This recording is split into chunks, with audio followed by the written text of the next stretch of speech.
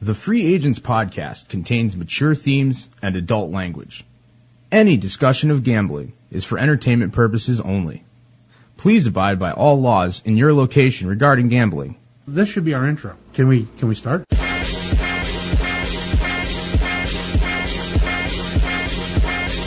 This week on The Free Agents.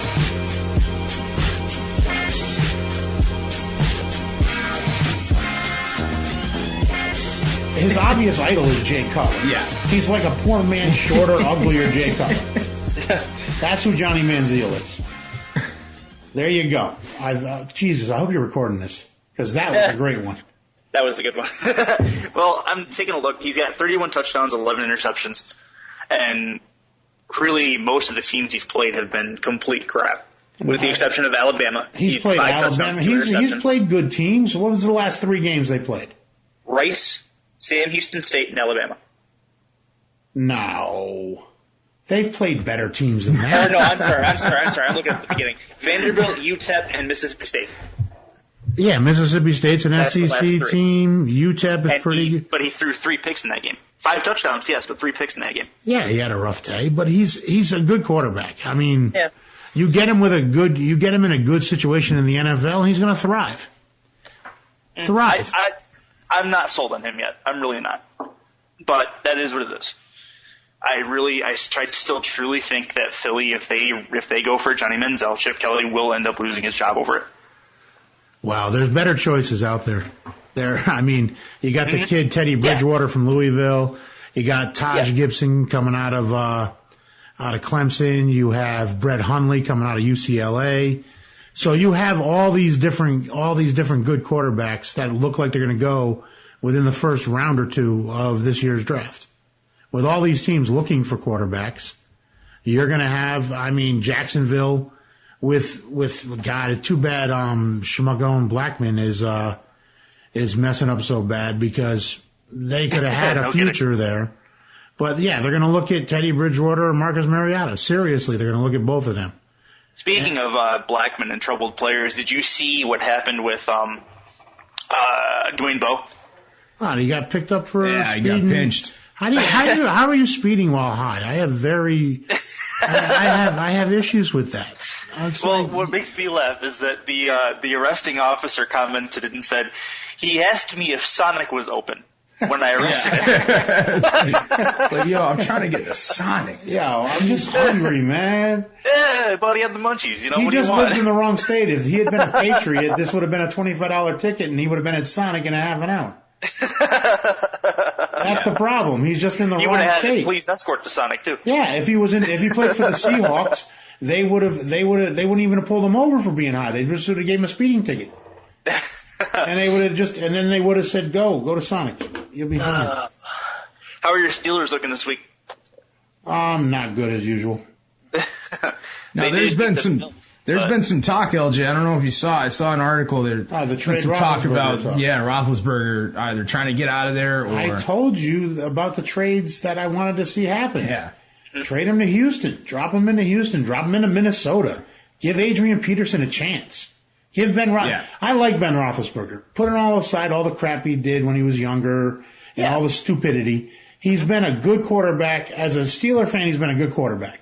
Yep. And if he can move on to a good situation, seriously, drop him into that Minnesota situation and see how good see everybody remembers, oh yeah, this is Ben Roethlisberger. Well, he'll throw for 300-400 yards in that offense week in and week out, because you put a good quarterback in that Minnesota situation and you have a completely different team. You have a Super Bowl team.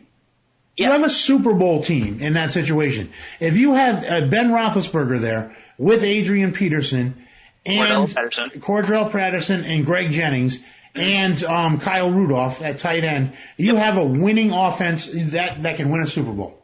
I'll disagree with you to that point. I think they wouldn't be a Super Bowl team because of that defense, but they would be a definite contender. They would be able to have a shootout with most of the teams in the league. Easily. Right. Yes, easily. And that defense, I think, would play better if they were on a winning team. I just think there's a lot more attitude problems than there is skill problems on that defense. I could agree with that. Jared Allen's probably the source of that for the most part. Yeah, I think they're just disgruntled. I think they're pissed that the offense doesn't score any points. I think that they're pissed that this whole thing is a mess, and They're really, and they see the huge talent on the other side of the ball, and then there's the drawback with Christian Ponder, quarterback. Well, like I said a couple episodes ago, I mean, they're paying 3 starting quarterback salaries for quarterbacks that shouldn't be starting. It's just so awful. And like I said, that would be an ideal situation. Mm-hmm. Minnesota's first-round draft pick for Ben Roethlisberger. Yep.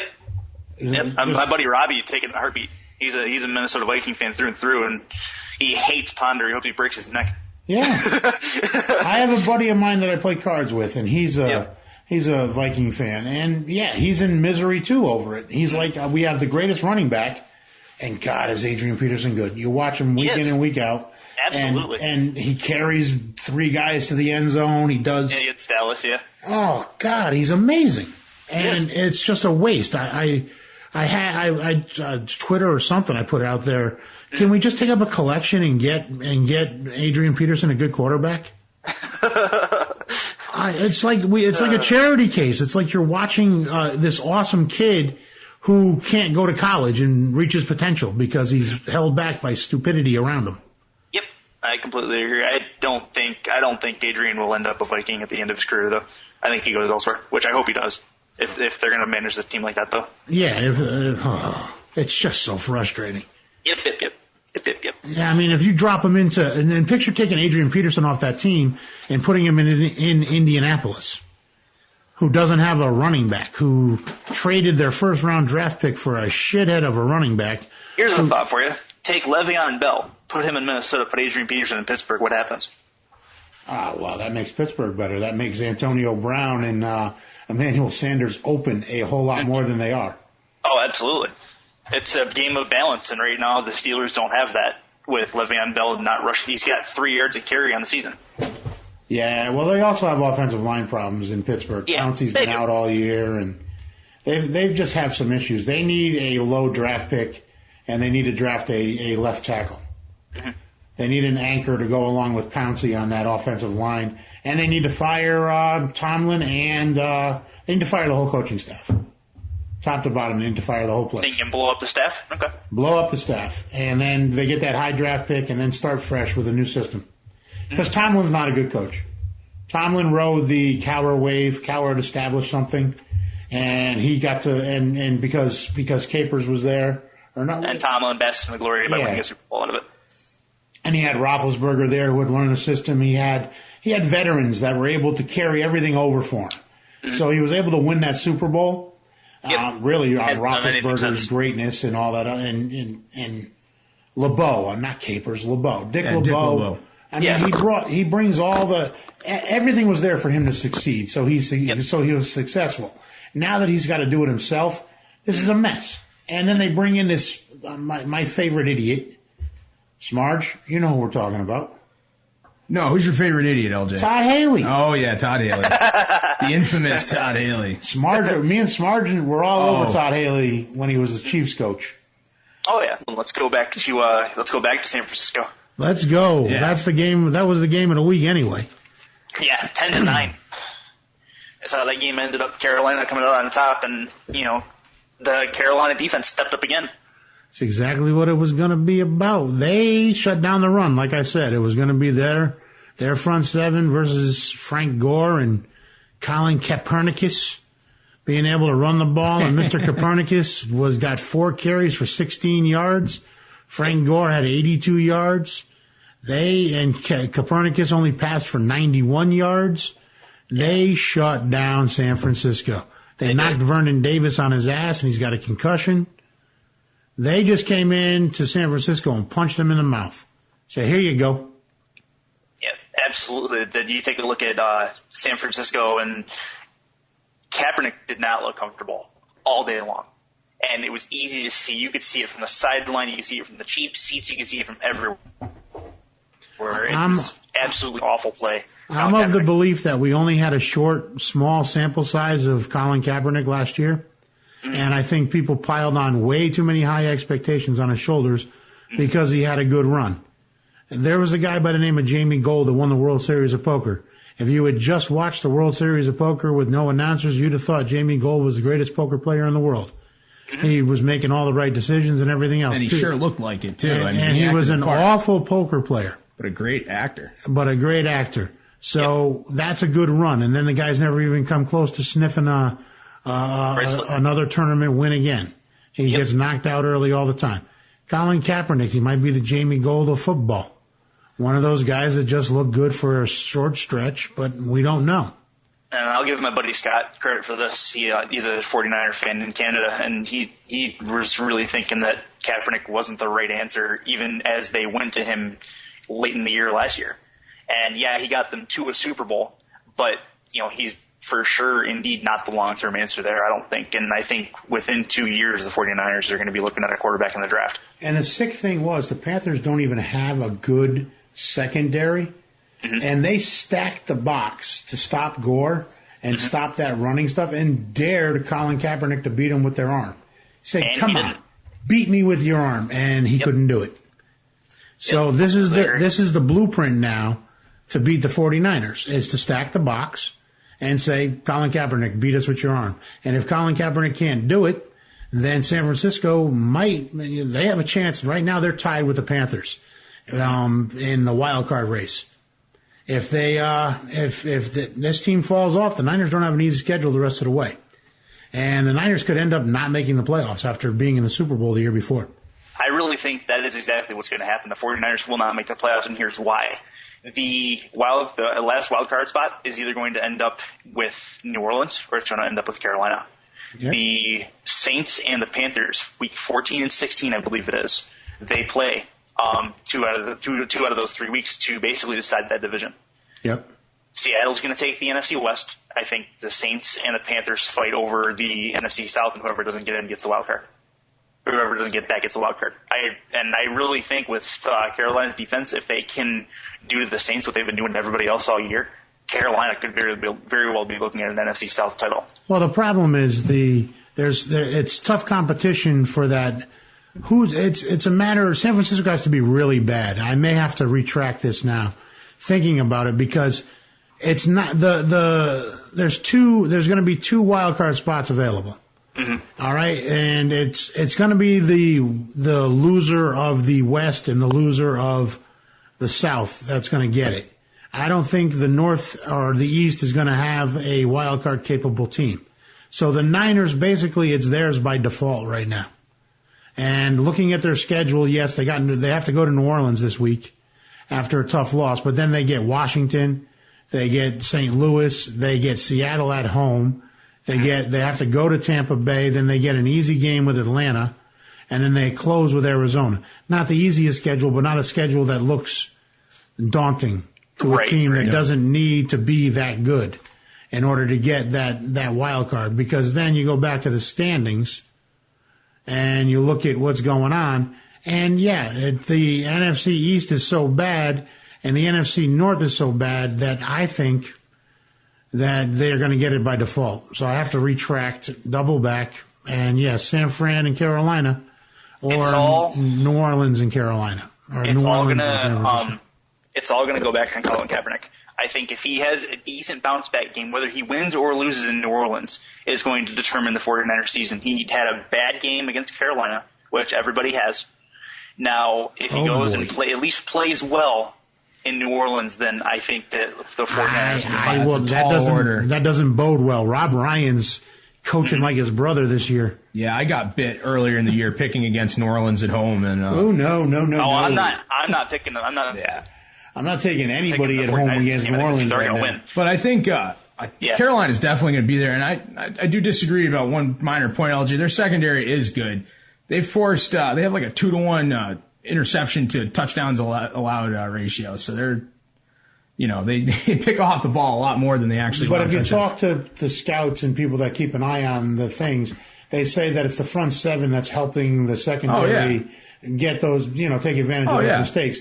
And the secondary, just coverage wise, they're not up to snuff like other guys. Like you wouldn't, like in comparisons, like on a list of like Revis at the top. The Carolina cornerbacks are not going to be in the top 10. On paper, you're right. But I think they can play at a level collectively where they're going to continue to be the best defense in the league. They're the top defense right now in the NFL. It all starts with that front four. As long as the front four can put pressure, the cornerbacks will have an easy pick, and he's going for pick passes. Greg Hardy is playing out of his mind right now. Yeah. Yep, and then they got Kuechly at linebacker. This is just a beast of a defense. Martin, this is a good defense right here. Yep, absolutely. Now, looking forward to this week, if I'm as a Patriots fan, because of the Carolina defense, I'm a little worried. Are you scared? Now, Gronk seems to be back in full force. He's got a new rap song out on his on the Gronk Nation site. I don't know if you guys have seen this. I do not. I'm sorry. I'm not following the Gronk reality show right now. Yeah, I'll post that link, or we'll put the song in here. It's pretty bad. So. Now, talking about the Patriots, they've got a big test coming up against these same Carolina Panthers. They're traveling down to Carolina. Mm-hmm. This is a team they played long ago in 2003 in the Super Bowl. I remember that. I remember that game very well. Jake Delhomme will not be walking through those doors. It's going to be Cam Newton. Right. I'll take Cam Newton over we haven't heard in a while. Steve Smith's still walking through those doors, and that's the problem. Yeah. With this Carolina offense, they don't have a top flight wide receiver. Give Cam Newton some weapons. Yep. Give him somebody. I completely agree, but we'll see. This is going to be a measuring stick game for New England, in my opinion. I think this is going to basically determine how good the 2013-2014 Patriots actually are. And going up against the top flight defense in the league, where are the receiving weapons? Are they going to show up, or are they going to go by the wayside? It's going to come down to offensive line play. And I think this is the week the New England Patriots really start to miss Sebastian Vollmer. Yeah. Mm-hmm. I think this is the week that this gets exposed. Tom Brady's going to be on his back. And they're only going to need to rush 4. They're not going to need to come with any kind of crazy blitzes. Nope. Which means they'll be able to double team the Gronk. Yeah. The Gronk. Yeah, it could be a tough day for the Gronk is going to get the box in 1. They're gonna be able to. This Carolina defense is good enough to run that box in 1 on the Gronk like the Patriots did to Jimmy Graham. Let's see what else. What happened to the Colts? A bad week. I'm just willing to write it off to a bad week. Their defense still played well. Their special teams let Tavon Austin. I mean, overall, it was ugly, but it was like they got punched and then they weren't able to recover. Like St. Louis threw a big haymaker early and knocked them off kilter, and then they weren't able to get their brain right the rest of the match. Here's a stat for you that'll kind of knock on your ass. Tavon Austin, on his 3 scores, he had 79 yards as an average for those 3 scores, including special teams and receiving. That is ridiculous. That's Madden stats. That's the guy they drafted, that they expected, and this is the first time he showed his face. He said, "Hi, here's Tavon Austin. How you doing?" Yep. And I don't know, can you just attribute it to a bad Andrew Luck day? Andrew Luck didn't even have that bad a day. It's something. I mean, you don't lose 38-8, and there's no reason for it. You know what I mean? Bad special teams play. That's a lot of it. Yeah, I agree. And I mean, even on the 2 receiving touchdowns that Austin had, it was he was wide, just bad defensive coverage. He was wide open on both catches. I mean, Luck had the 3 INTs, but a lot of that was during mop-up time. Yeah. He put up a lot of numbers. I mean, T.Y. Hilton still had 100 and something yards receiving. Mm-hmm. I mean, Tavon Austin was ridiculous, but Chris Long. Here's your answer, Chris, right here. 3rd down efficiency, 2 for 12 in that game. There you go. Just not making the plays when it really counts. But they had the fumble early. Chris Long brought the fumble back. Yep. And then Tavon had the long run back. Then Tavon had the punt return. Then Tavon had the pass. By the time halftime rolled around, they were knocked on their asses. Yeah, Kellen Clemens did not beat the Colts. It was a combination of the defense and Tavon Austin. For sure. Okay, Kellen Clemens didn't let himself beat them either. They even shut down Zach Stacy. Zach Stacy only had 62 yards. Yep, he did have a score, but yeah. Yeah, but he had 2.4 yards on average per carry. Even his touchdown was less than 10 yards. And outside of Tavon Austin, no receiver had a good day. Right. So I mean, this is an aberration. This is a mirage. Yeah, I think the Indy couldn't really. I mean, not that like St. Louis is amazing offense, but I'm looking at some of the passing numbers here. They St. Louis went 9 for 16, but their average pass was a 14-yard completion. So obviously they're busting off. I didn't see the game, so it's hard. I'm trying to just. I red zoned. I was on red zone. I'm trying to glean from what I can from the stats, but I think that's probably a big part of it too. Is they just couldn't stop the big plays. Yeah. Now that Indianapolis travels to Tennessee, it's hostile territory. It's always difficult to play in Tennessee, but Tennessee's got quarterback issues. They've got Chris Johnson issues. If they're shutting down, if Indianapolis is playing good against the run, then Chris Johnson's not going to have any room to move. Yeah. It's just going to be a matter of Andrew Luck being able to, they need to spread that offense out. They need to stop trying to run the ball. I completely agree. Ryan Fitzpatrick is not going to beat the Colts or the Colts defense. It's just a matter of if the offense of the Colts can, just basically score enough points, which I think it'll be a low scoring game. Probably. Yeah, one of those ugly Thursday games. Mm-hmm. Hate those ugly Thursday games. Yeah, it'll probably be somewhere in the late teens, early 20s as far as the scores. And I think it'll be a touchdown differential. Your Lions are playing my Steelers. They're traveling to Pittsburgh, and they're a road favorite. Yeah, I can't really argue with it. They're a road favorite going into Pittsburgh. That's hostile territory. Yeah. It is. The Lions offense did not play particularly well on Sunday, but they did get enough to get the win, the 2 touchdowns to Calvin Johnson, the one to Chris Durham. The thing with the Lions that scares me is that, honestly, if Jay Cutler does not start that game and Josh McCown does, there's a very good chance the Lions lose that game. That is a scary thing to think about. Yep. And, McCown, he threw 3 passes the entire day. One of them was a 30-yard touchdown to Brandon Marshall in the end zone, if I'm not mistaken. Brandon Marshall's still good. He is. He is a very underrated receiver because he's very quietly had a good year for Chicago. Yes, he has. And and Alshon Jeffrey's got room to move over on the other side because Brandon Marshall's there. This year, the Bears' offense is good. It's their defense that's bad. Yeah, and that's a crying shame because, damn, that offense is fun to watch. That's something we haven't seen from Chicago in a long time. Ever. That's never been a thing. In my whole lifetime, it's never been a thing. Let's talk about my Steelers. Detroit should beat them. I want them to beat them. I want my draft pick. So, Detroit, beat the Steelers this week. I don't think it's going to be – I don't think they're going to disappoint. I think the Lions do win this game. A lot of it's going to come down to the front four on defense if they can get pressure on Roethlisberger. They can. Roethlisberger doesn't have a lot of weapons. I mean, Antonio Brown and Emmanuel Sanders and Heath Miller are good enough weapons. It's a matter of Todd Haley being able to call the right plays. He calls bad plays. Mm-hmm. Yeah, all you have to do is wait for the Steelers to beat themselves. My Lions are actually at the top of their division for the first time since the mid-'90s, I believe. Yeah, you must be happy. The city of Detroit is in the driver's seat, considering it's a place where cars are made. It's apropos. Right. Like I said, though, like I said last week, I'm a cautious optimist.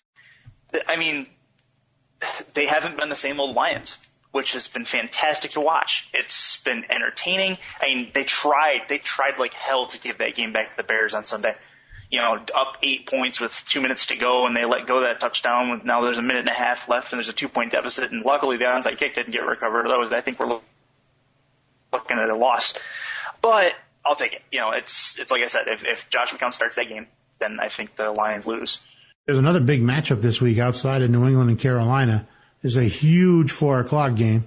We talked about it earlier, but San Francisco is going to New Orleans.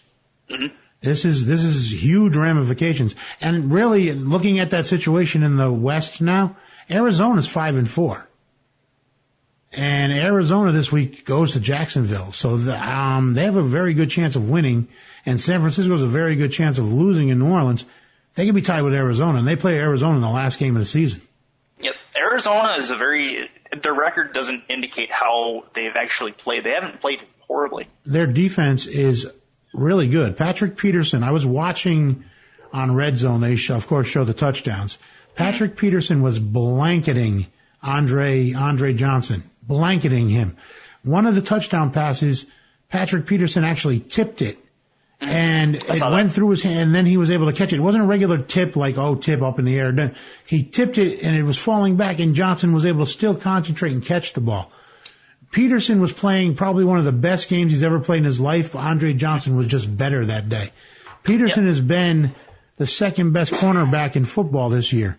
And the Honey Badger is on the other side of him, and has done a great job this year too. The Arizona defense is really good. It's a matter of Carson Palmer not making mistakes. I think Carson Palmer has a little bit of Tony Romo syndrome, in the case that he beats himself more often than not.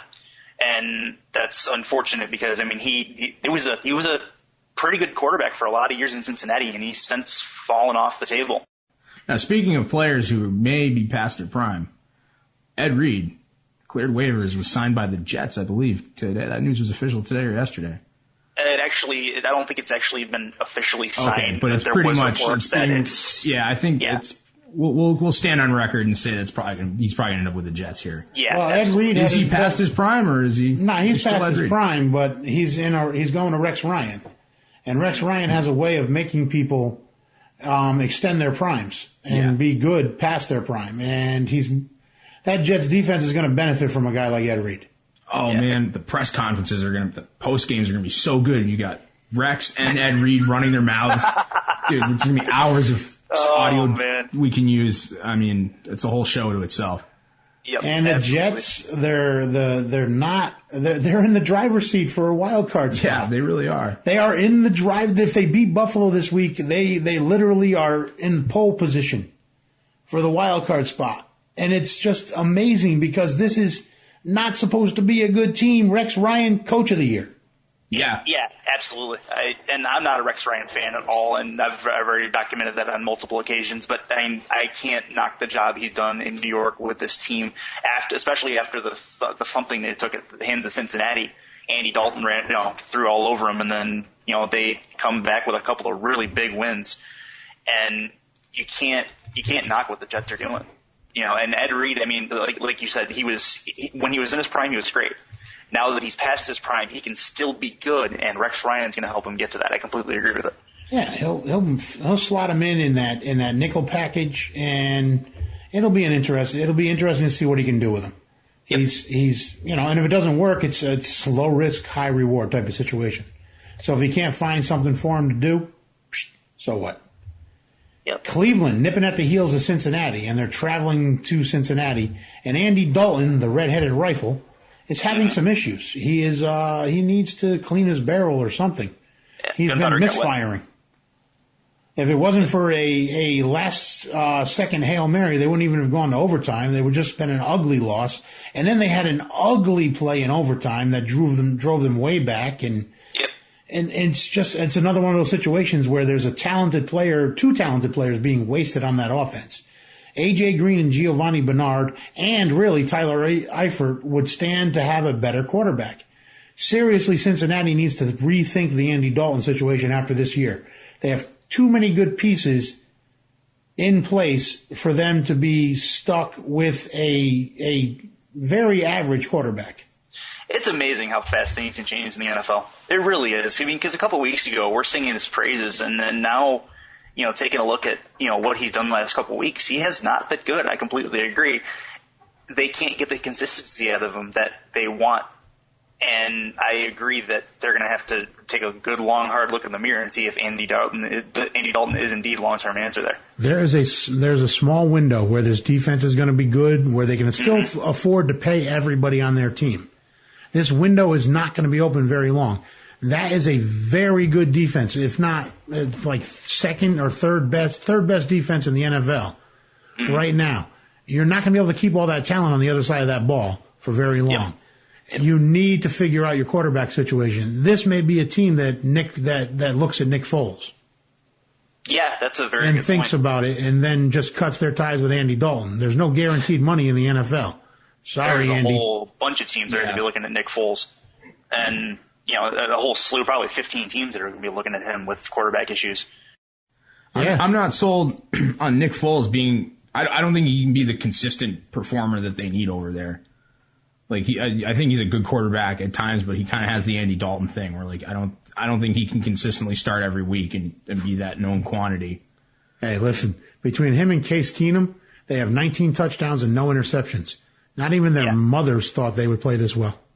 Yeah. We definitely have to talk about another one of those key matchups that we haven't mentioned yet, and that's Denver traveling to Kansas City traveling to Denver. Yeah, this is the biggest game of the week. Yeah. We have an undefeated team. Yes, we do. Going to Denver. And I'm going to just go out on a limb here and say that they will not be undefeated after this week. I think Peyton Manning, it beats them. I really do. Well, I don't like to hear that at all. You may not like to hear that, but I really think that's what's going to happen. I mean, Denver's at home. You have Peyton Manning, and you have the weapons on offense that he has, and you have a Chiefs team that really, I realize, are one of the best defenses in the league. But I don't see them holding up this 9-0 brigade very much longer. You know, Alex Smith is still Alex Smith, and I think he makes a few too many mistakes this week against a actually fairly decent Denver defense. The Bronco D is pretty good. Yeah. Kansas City has defensive coordinator, the guy that was in Chicago many years with Lovie Smith. Mm-hmm. I forgot the gentleman's name to be exact, but I've heard that he is a defensive guru with blitzes and other such stuff. So you're going to have his team with Tom Holly in Houston and all the pieces there.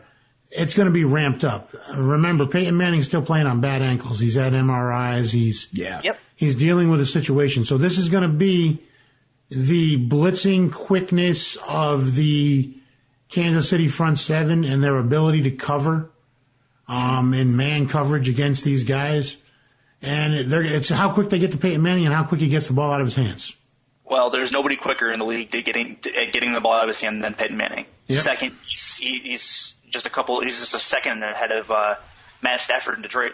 But you take a look at the game is going to be won in the secondary for Kansas City. You have to take a look at if they can cover their men long enough for that defensive front to get to Manning, then they're fine. But if Manning even has a tight window, he's going to squeeze the ball in there. You know that as well as I do. Yeah. Remember, Kansas City's coming off a bye. And you're giving Andy Reid, who is a very good offensive coach, a very good game planner, you're giving him 2 weeks to plan to beat this Denver team. And Andy Reid is at the top of his game right now. He's got a lot of good pieces. So I'm expecting a close game. Hi, folks. Did you know that Argo brand cornstarch has been the chef's choice in cornstarch for over 75 years?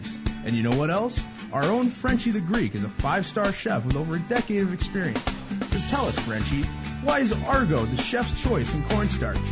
I apply Argo liberally throughout the day to reduce chafing and prevent irritation. Nothing keeps me as comfortable all day long. So there you have it. Argo, the chef's choice for over 75 years. Argo cornstarch. It promotes dryness. Everybody's starting to declare Golden State the best team in the NBA. And you got to think about it. I mean, they have a sick balance of players right now. Mm-hmm. When you add Iguodala into the mix with Steph Curry and Klay Thompson, and then Bogut and David Lee are doing yeoman's work down low, this is a well-balanced team with a good bench because Harrison Barnes is healthy. The power rankings have them at 7. Currently, ESPN does. Yeah. Golden State. They've got their top 5 are Indiana, San Antonio. Minnesota's number 3. And I don't know if I agree. Minnesota, all the experts that I follow on Twitter are all convinced that Minnesota's a playoff team this year, that they've righted some of the mess. The only thing that's holding them back is they need to make a move for a bench player. They're missing Kurlienko from last year. Kurlienko would be huge on that team. If he had taken the $3 million and stayed there, he'd have a better chance at the playoffs than he does in Brooklyn right now. Since they've got my Pistons at 13, which I'm not really sure I agree with that given their recent play. Your Pistons, they need, I don't know, Jennings is there and they're looking good with him. I just think it's a tough road trip. I think so too. I think they'll bounce back from it. I'm going to do a Pistons game probably, I think they play Friday. And I think I'm going to do that game. Either Friday or Saturday, and I think I'm going to do one of them. Who's the best team in the NBA? They're asking the experts, and everybody's saying the Pacers, Spurs, Warriors, Pacers. And the Pacers really are the best team right now. Yeah, I can't really argue with that. It was the Heat preseason, but the Pacers are looking damn good coming in. Well, the emergence of Paul George as a next-level superstar, everybody's talking about how he's maybe the 3rd best player in the NBA right now behind, of course, LeBron and Durant. Mm-hmm. And then the emergence of Lance Stevenson as a legit shooting guard who can score and drop threes, and he's getting steals. He's doing everything. Right. He's amazing out there. He's a high energy guy. He's everything's working for him right now. And they don't even have Danny Granger, so I think Granger gets traded for a different piece. I don't know what they're going to get, but it's going to be another bench guy of some sort. Mm-hmm. Here's a question mark for me, and this is something that I've been going back and forth about. The Lakers, they are not supposed to be good without Kobe Bryant, and for whatever reason, they're actually somewhat decent. Well, they have guys that they drafted, Xavier Henry and this kid White that they have down low, and both of these players were good prospects that took a wrong turn along the way. Right. Well, in Mike D'Antoni's free offense, a guy like Xavier Henry, who was a top recruit coming into college, had some issues in college, then he came out, was always athletic. Now he's getting to shine in an offense that's built for offensive-minded people to shine in. Yeah, makes sense. And with a veteran like Pau Gasol there, who his basketball IQ is massive. If you watch Pau Gasol when he played for Spain against the U.S. pros there in the Olympics in that final game, Pau Gasol is capable of playing top-level basketball. I mean, amazing basketball. So you get him in an offense where he's having fun and he can play and he can let loose. This is a team that can win. They have winners there. I mean, Steve Nash is a winner with back problems and everything. He's still a winner. These are guys where it's contagious. Mike D'Antoni's been a winner in the past. He knows how to put a good team on the floor that can score points. Yep. So you're not in a situation where you have a lot of just negatives. There's a lot of positives happening there. Here's a thought as well. What do you think happens when Kobe comes back? Do they fall off a bit? You're trying to get used to him being back, or do they thrive with him back? The problem is Xavier Henry and Kobe Bryant play the same role on the floor. Mm-hmm. And then you're going to have Xavier Henry come off the bench and be your sixth man, which makes your team better. So if Xavier Henry is your scorer on your second team, that's a good thing. Kobe will be able to take some rest, and I mean they can. But are you going to play for the eighth? They're going to be the seventh or eighth seed. They're not capable of winning the championship, even if Kobe comes back. So, I agree with that. So why are you trying, other than the fact that you got to keep things entertaining? They really should be tanking and trying to get one of these draft picks so they can team them with Kobe and Carmelo and have a super team. I mean, really, if a Julius Randle ended up with Kobe Bryant and Carmelo Anthony or whoever the Lakers happen to go get in the offseason, right? Yeah, I mean, I don't know if they're going to draft Wiggins or Jabari Parker because both of them play Kobe's position. Did Carmelo say he was open to trades earlier in the year, or did he say he was open to... Carmelo is open to leaving. Carmelo was tired of being in a... Yeah, Carmelo can't handle being the number one option on a bad team. And he's the number one option on a bad team. That's not a team built to win. And Avery Johnson said it on the NBA show the other night. If they were able to start a 3-guard offense, the Knicks with Carmelo at the 4 and Bargnani at the 5, playing a kind of a stretch 5, that's a better team to put out on the floor than the ones they're putting out there now. Yeah. And so that's what they did that night, was they went 3 guards and they actually were able to beat Atlanta last night. Yeah. So the Knicks, that's a tough situation there. I'm taking a look at my Pistons schedule. They've got the Kings tomorrow, and I'll be doing that game. That's a 10:30 game. And then they've got they have the Lakers on Sunday. That should be, and that's the last 2 of their road trip. And once they get done in the West, I think, I'm not going to say it's going to be smooth sailing. But well, what's going on with Josh Smith, man? I don't know. I think basically they benched him in the second half of the game against the Warriors. He's taking too many 3-pointers. He's not a 3-point shooter. He needs to get into the lane. Yes. He needs to get down low into the lane to the hoop where he's most effective, and he's not doing that. And that's just killing him. They can't have him on the outside throwing up bricks. Exactly. Yep, I agree. It's bad for the whole team because that's a good team that has stop it. Yeah. Well, they have a chance for a bounce back week after they get done in the West. They have the Knicks coming back home. And then they go to Atlanta, and they have a home-and-home with Atlanta. Atlanta's a pretty good team. They are. but the Knicks will be could be a nice confidence booster if they can get past Carmelo. They should own the Knicks because the Knicks have no interior defense. So Monroe, Drummond, and Josh Smith should be able to dunk at will. Yep. And Brandon Jennings can beat both Raymond Felton and whoever his backup is in a game of 2-on-1. Mm-hmm. So there's a talent deficit there. Yep. Now the opposite of your Pistons, the Spurs came east and they've been running the table. The Spurs are not blinking. They've come into the season and they're just like, all right, we're the best team in the NBA, and you guys are gonna we're the best team in the West, and you're gonna have to knock us off. And they're sitting up there and they're getting big nights. Danny Green had a big night the other night. Kawhi Leonard's been playing a solid game at small forward, replacing Manu Ginobili. Tim Duncan is doing his 20-25 minutes a game and playing well. And Tony Parker's still the probably second or third best point guard in the NBA. Yep. Who's the first? Oh, Chris Paul's the best point guard in the NBA. Okay, I'll buy that. I mean, there was an argument about Derrick Rose, but I'd start to think Tony Parker might be the second best. I'll tell you what, Derrick Rose, I mean, to me, I think he really should move over and play too.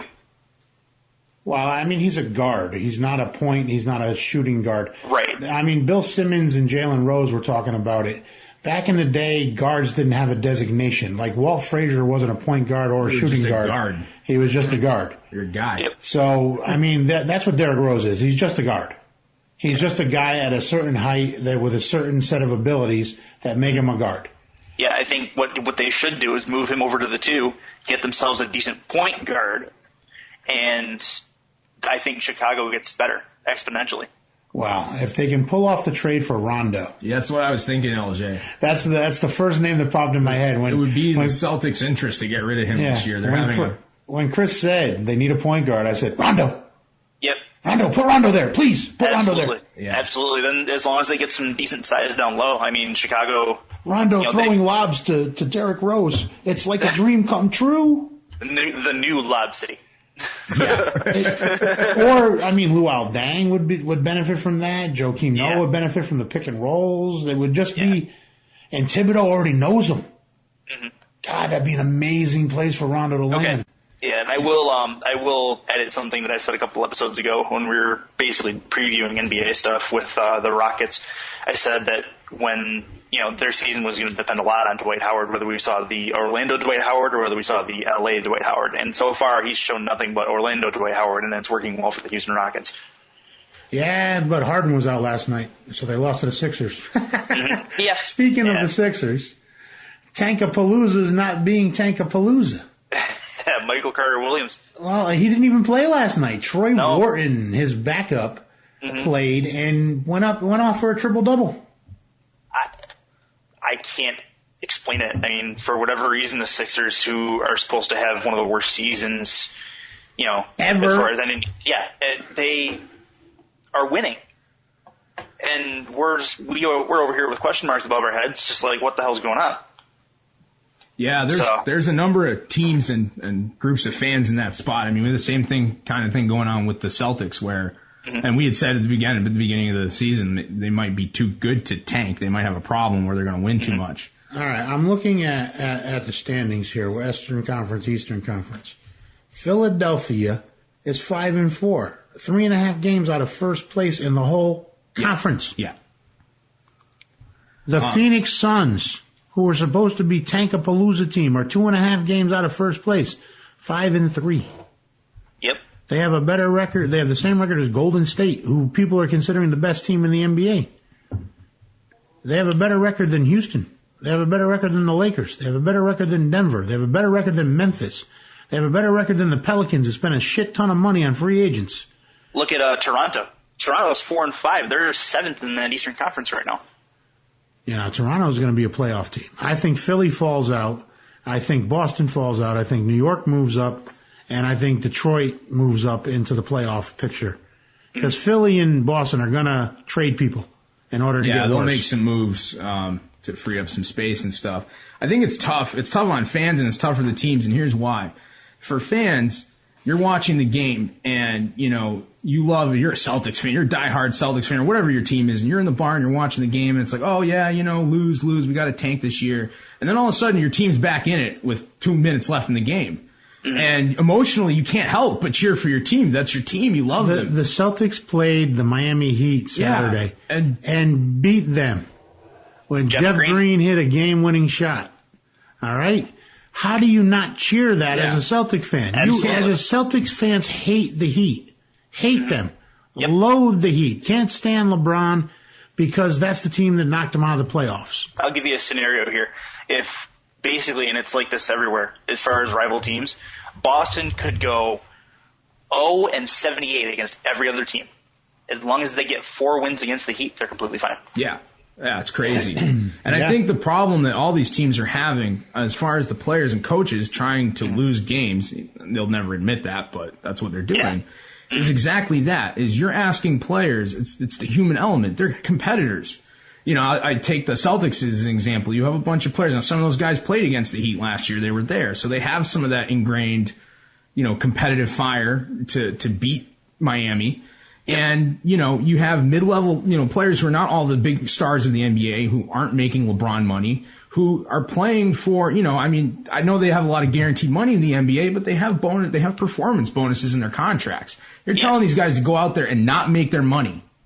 And if you're Brad Stevens, it's the same thing. You're a new coach in the NBA. Now, everyone knows, and you know, that you're on a team that's kind of expected to lose this year. And that may not, losing record isn't necessarily going to hurt your chances of being an NBA coach going forward. But you got to put a team out there and show people that you can coach a team to a win, at least in some of these games. If you're someone like Brad Stevens. So you have players and coaches who, it's really hard to expect them to not compete on the floor. The coaches that this year that have, Philadelphia's coach is Brett Brown. He came over from Popovich's system in San Antonio. He's not going to lose on purpose. I don't care what you tell him. Yeah. He came from the Greg Popovich school of basketball. Play to win the game, right? They're on the floor to win the game. I'm going to put the best team out there. If you take away my pieces, fine, but if you give me pieces, I'm going to turn them into good players. Jeff Hornacek, a former psycho competitor in the NBA, is the coach of the Phoenix Suns. That's where he also played. That's where he also went to the playoffs. He has pride playing in Phoenix. Yeah. He's also a good basketball mind. And Eric Bledsoe, Goran Dragic, Markieff, both the Morris twins, and Plumlee were all top recruits in college. And he has all of these pieces there. Look what he's doing. These guys are playing. Eric Bledsoe's playing out of his mind right now. Mm-hmm. Out of his mind in Phoenix right now. I think this is a legit team in Phoenix. I still think the Sixers aren't. I still think the Sixers are doing it with smoke and mirrors. But I think Phoenix has a legitimate shot at the 6th seed where they're sitting right now.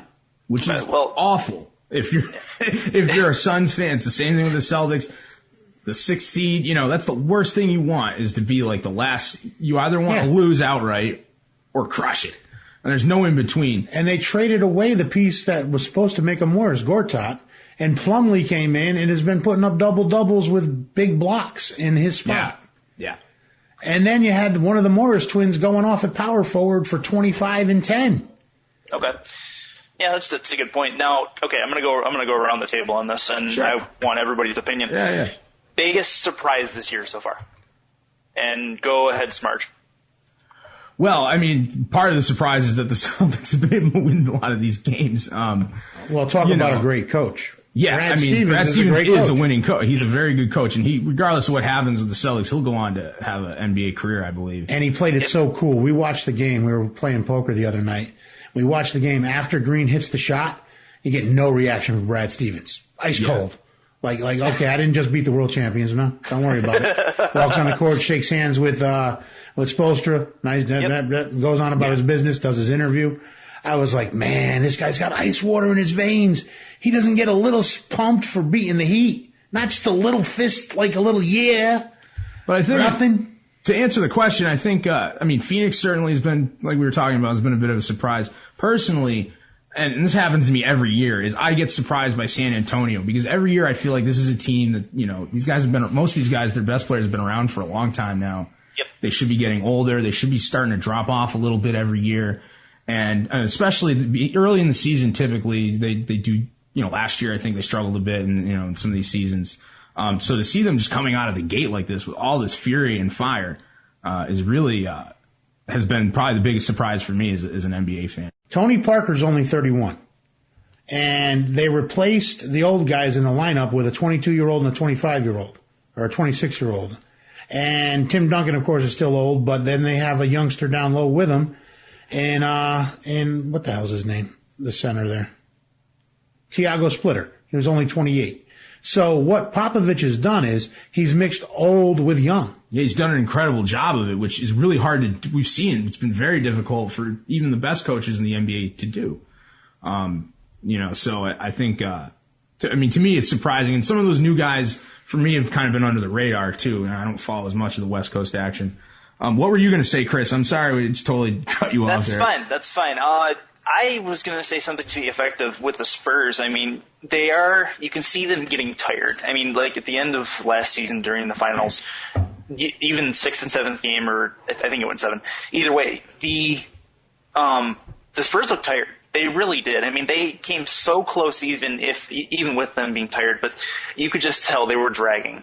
And, an 82 game plus you take a look at the possibility of 28 games during the playoffs if every series goes 7. That's a lot of games in a season. It really is.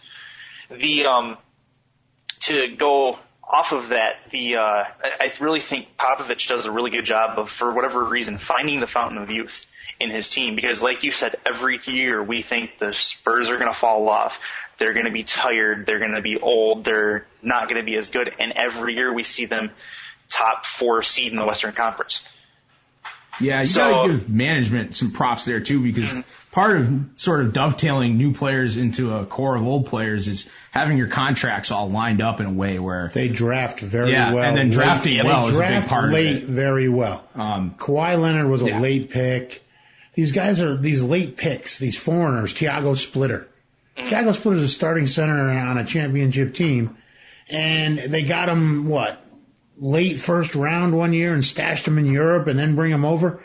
These are guys that they develop and then they bring over later that you don't hear about. And all of a sudden, oh wow, Kawhi Leonard, is the third best small forward or fifth best small forward in the NBA right now. And he plays on a team that went to the championship, and he's playing with Tony Parker, who, like I said, second best guard in the NBA. Right. But my biggest surprise, outside of the obvious Sixers and Suns, is how bad Cleveland's been. Cleveland, how bad Anthony Bennett's been. Anthony Bennett has, 5 points all year? He was the number 1 draft pick. Yeah. Overall, first guy taken. And if you have to be kicking yourself, you have to be looking at Orlando, looking at Victor Oladipo and going, well, I could have had him. Oh, you're looking at the Sixers and you're going, Michael Carter Williams, I could have had him. Mm-hmm. You're looking around the league, and there were other players you could have had. Well, taking a look at Cleveland, I mean, their defense hasn't exactly been playing well either. They're letting go over 100 points a game, and they're only scoring just above 90. And when offense is playing bad, defense is playing bad, you're going to have a not very good team in Cleveland. I mean, they have 3 wins, and one would wonder how they got those 3 wins, to tell you the truth. Back-to-backs, getting the team off of back-to-back on the road. Mm-hmm. You're going to get wins just from that. You're going to be able to steal some wins. That's why your Pistons are having such a bad time. Back-to-backs on the road with a cold shooter. Mm-hmm. You're gonna lose some games you're not supposed to lose. You're gonna have a bad time. Yep. The other big surprise, everybody's talking about Minnesota, of course. Yeah. And I think they're a playoff team. I'm convinced. I am a believer that Kevin Love is playing the greatest basketball of his life, and that people that try to compare Blake Griffin and Kevin Love are ridiculous, because Kevin Love is far better basketball player than Blake Griffin is at this point. Far better all around. And that's the one thing, is that Blake Griffin's going to do most of his damage down low, and Kevin Love is a double-double waiting to happen every single night. He has an outside shot. He has an outside shot. He has inside moves. He can take it to the hole when need be. Kevin Love is an all-around good NBA player. But the greatest thing he does is his outlet passing. He will you watch him get a rebound. he turns and looks like a point guard up the court. He hit Corey Brewer on the fly the other night, and Brewer finished like an old school UNLV player, and dropped the dunk in. And this outlet passing by Kevin Love is amazing. This is going to make them awesome in the playoffs. When you don't have to rely strictly on a half court offense, when you can do the fast break like these guys do, it's amazing. And Ricky Rubio taking it up to the next level. And the best thing out there right now is Kevin Martin. He's had games where he's dropped 30. Yeah. And he thrives in Rick Adelman's system. Kevin Martin's at his best seasons playing for Rick Adelman. Mm-hmm. So he is, outside of Kevin Love, Kevin Martin is the second scorer option for the Minnesota Timberwolves. And of course, Ricky Rubio is just the amazing Ricky Rubio. Yeah, he's a good point guard for sure. Now, I'm going to go a little bit off the table on my surprise. Not the obvious. I like Indiana as my surprise. And here's why. They may be 8-0, but no one expected them to have the start that they have. No. Now, they expected them to be good. There's no doubt about that. But to go 8-0, I mean, but the reason they're winning is their defense. They're averaging just under letting up 85 points a game. That's fantastic on the defensive side of the ball. Wow, Roy Hibbert. And if you're playing a fantasy basketball league, you keep your eye on Roy Hibbert, 5 blocks, 6 blocks, 5 blocks, 4 blocks. Roy Hibbert plays that man-up defense on your low post guys, so you don't have to double team in the low post, which makes it a lot harder for teams to score against Indiana. It's a simple game. I was watching last night. Al Horford took the ball one-on-one against an inferior defender, so you had to double team him. You see the double team happen. He kicks it out to Teague. Teague drives the lane. Foul shots. Points on the board. It's a simple basketball play. And when you have a guy like Hibbert, you don't have to worry about your on the block defense. So you don't have to worry much for the double teams. When you have a guy like Paul George who can man up LeBron James, who is one of the few people that plays LeBron James man to man, just mans him up. So when you can do stuff like that, when you have two defenders like George and Hibbert, you don't have to worry about a lot about double teams, and then you have Lance Stevenson, a shooting guard with his long arms and his crazy game and his steals. Lance Stevenson gets a lot of steals. This is just a very good defensive team, and Frank Vogel is a very good defensive coach. Yep, and it's showing. I mean, less than 85 points a game, 8 games through the season is a fantastic number on defense. See, I just wish people would like the NBA as much as I do. I geek out to the NBA now. It's one of my favorite things. It's like I watch all these games at night. I follow them all on Twitter. All these NBA experts on Twitter. When the games are happening, it's like an awesome thing because you get all their insights. You're watching the game, and then it's just great to get all these insights. And if something interesting's happening, you'll see it on Twitter, and you can just switch right to it. Yeah. You've already used Cleveland as basically your surprise / disappointment. But what's your other biggest disappointment so far? New Orleans is a disappointing team. They can't shoot. Mm-hmm. They have a horrible shooting percentage. They have good players. They have Eric Gordon. They have Drew Holiday. They're supposed to be a good team. Yep. They signed Tyreek Evans. They have Anthony Davis, who is putting up sick numbers right now. Have you seen the numbers coming out of Anthony Davis? No, I haven't actually. Oh God, Anthony Davis is putting up sick numbers right now. His last 10 games, he's averaging 21 and 11 with 3 blocks per game, numbers. 2 steals per game. Yep, and an assist and a half per game. The other night against the Lakers, he dropped 32 and 12. Yep. On the season, he's at 21.8 points per game, 11.2 rebounds per game. And, you can't really argue with that. It's for whatever reason. Brow has arrived. He is now like the second or third best power forward in the NBA. The Brow is here. Right. Somebody said he is a mix of Kevin Durant and Marcus Camby, and a chill went down my spine. I said, that's dangerous for the rest of the NBA. But then the rest of his team sucks. The thing is they have talent, but for whatever reason, they haven't been able to put it together. And I don't know if that's a coaching thing. I tend to think it is usually. It's awful. They signed Josh Childress out of some form of desperation. I don't know what's going on. And Ryan Anderson hasn't played, but Monty Williams, what are you doing? Yeah. Yeah. What about you, Smarge? Well, my biggest disappointment, I thought this would be LJ's answer because I was looking back at our preview, is the Nets have not been off to a very good start. I was avoiding my mistake. Yeah. I don't mean to rub it in, LJ. I wasn't trying to rub it in, but I just, because it's in the text of the show. I was looking at it and like, we did, and they could still, I mean, we're only, we're not that far into the season yet, but, yeah, the Nets, I think, I expected more out of them coming out of the gate, certainly. I mean, we hope that maybe they can compete with the Heat because it's not, if you're a Celtics fan, it's not going to be the Celtics. The team that they've beaten this year, one of the two teams that they've beaten this year was the Heat. Yeah. So they're doing it. they're doing it. They've beaten the team they're supposed to be. The problem is Darren Williams just doesn't look like the old Darren Williams. Yeah. And Kevin Garnett doesn't look like the old Kevin Garnett. Kevin Garnett's missing shots. It might be time to put Kevin Garnett as your sixth man or even your seventh man.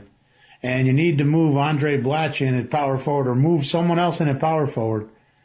And let Garnett kind of be a player coach. Garnett's going to make a great coach one day. Yeah, he will. You just watch him on the court, and he just tells young players what to do, and they listen. And it's like, you need to move here, and you see the kid do it, and it stops, and you see the defensive stuff. You see what he's learned throughout his years in the NBA. You watch how he moves on defense and how he tells people to move. And same with Pierce. They're amazing. The stuff they picked up from Thibodeau in Boston. Oh, yeah, the way they run it, you still watch this Nets team and you're like, oh, that's Celtics. Yeah, it's the Celtics, yeah. That's that fun Celtics stuff. But Darren Williams just needs to get healthy. Yeah. And become that guy that he was. That's what's holding him back right now. That and Garnett, but Garnett's fixable. Yeah, well, KG is just a matter of managing his minutes and not, just don't put him out, like, just give him a very limited number of minutes. Because Brook Lopez is a beast down low. And save him when you need when you need a defender out there, when you need let him be KG's a coach presence. Player. Yeah. And I think they'll figure that out. They'll get wise to that. But also, Jason Kidd's not much of a coach. They've been making fun of him on the Twitter. Yeah, I don't think he has the X's and O's to. Oh man, Lawrence Frank is the one standing up, yelling and screaming during the games, and Jason Kidd's sitting on the bench. And people are noticing that, and that's not good for Jason Kidd. I don't think this experiment's going to last. That's not good for your fans, dude. Fans hate that shit when your team's losing and your players or your coaches aren't just, that body language, like they don't seem fired up. Fans go nuts for that. You'll hear the talk radio. I listen to a little bit of New York talk radio and stuff, and they've not been happy with that. So yeah, I'll go. I was gonna actually take the Nets as mine, so you kind of took mine, but that's fine. I'm gonna go ahead and go with Chicago and Derrick Rose. Expectations were very high for them with the return of. You know how many people wagered on a? There was in fantasy basketball. Everybody was touting this draft Kevin Love in the first round early, and then on your second time back through you take Derrick Rose. So that was the Derrick Rose Kevin Love gambit. If you went that way, half of your gambit's shit in the bed. Derrick Rose's stats have been awful. His shooting percentage has just been dreadful. Yep. He's not been getting a ton of assists. He's missing 3-point shots. They need another scorer to open up some room for him. It's not even just that. What I'm seeing from Rose is he's not going inside. I feel like he's playing a little bit too timid after coming off the injury. And he needs to get back to the explosive Derrick Rose that we saw him a couple years ago, and he'll be fine. He does need a supporting cast. I completely agree with that point. But he can do it. He's just not doing it the same way he was doing it a couple years ago. There's a way to stop Derrick Rose from driving, and that's having another player on the court that can, or not having another player on the court that you have to worry about. Right. They can throw a double team at Rose because the other guys aren't going to punish him. And that's the problem. They're not being able to score. So you can't open up the lanes for him. He's trying to do everything himself, and he's not doing it the right way, and that spells disaster. And I don't know if Thibodeau needs Doc Rivers to teach him to help him fix his offense, and Doc needs Tibbs over with the Clippers to help him fix their defense. It looks like they need each other a bit more than we thought. Ebony and Ivory are missing each other. Oh man. They were the perfect combo. They had the perfect combo over there with the Celtics, and now when they've separated, you realize there's inefficiencies in each one of their perspectives. Yeah. And I think that about covers it for me. Yeah, I think that'll wrap up the show. So I thank everybody for listening, and you can check us out on freeagentspodcast.com. You can find us on all your favorite social networking sites like Facebook, Twitter. All our links to those are right on our website. And you can subscribe on iTunes or with your Android device as well if you want to get the podcast that way. So I'd like to thank everybody for listening, and just big up to LJ.